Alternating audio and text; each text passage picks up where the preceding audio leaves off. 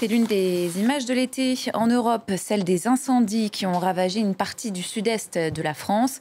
La région reste en alerte orange à cause de la sécheresse et du vent, des conditions qu'on retrouve dans tous les pays qui bordent la Méditerranée. Certains d'entre eux sont aussi en proie aux flammes, notamment la Grèce ou encore la Turquie dont on vous parlait hier. Les images avec Marc de Chalvron. À l'est d'Istanbul et puis dans cette province, il y a plusieurs incendies qui sont en cours depuis 4 jours déjà. Comme vous l'avez dit, plus de 3000 évacuations ont eu lieu et puis peut-être qu'il y aura même plus d'évacuations.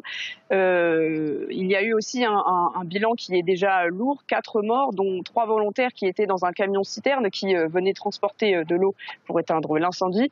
Ce bilan s'ajoute à un autre bilan lourd aussi. La semaine dernière, 10 personnes sont mortes, donc c'était des volontaires et des professionnels qui combattaient un incendie à Eskişehir, donc ça se trouve entre Istanbul et Ankara, pardon.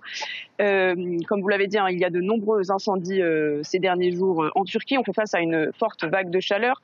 50 degrés ont été notés dans le sud de la Turquie vendredi. C'est un record national.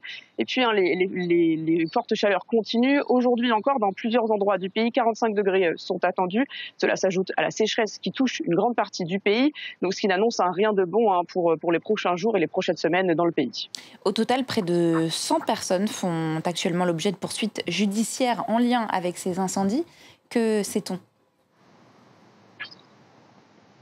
Exactement. Hier, le président turc Recep Tayyip Erdogan a fait plusieurs annonces en ce sens. Il a annoncé que depuis le début de l'été, donc depuis le début de l'été, il y a eu plus de 3000 incendies. Il a annoncé que 96% de ces incendies étaient causés par des activités humaines, par l'homme. Certains de ces incendies sont notamment causés par des activités agricoles qui font parfois des étincelles et sur des sols très secs dus à la sécheresse. Il ne faut pas grand-chose pour provoquer un incendie.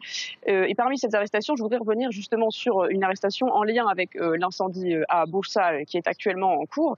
Le ministre de la Justice a annoncé avoir arrêté un suspect qui est arrêté pour brûlage délibéré de forêt. Il y a effectivement des vidéos de lui qui circulent beaucoup et notamment sur les réseaux sociaux et qui font beaucoup réagir.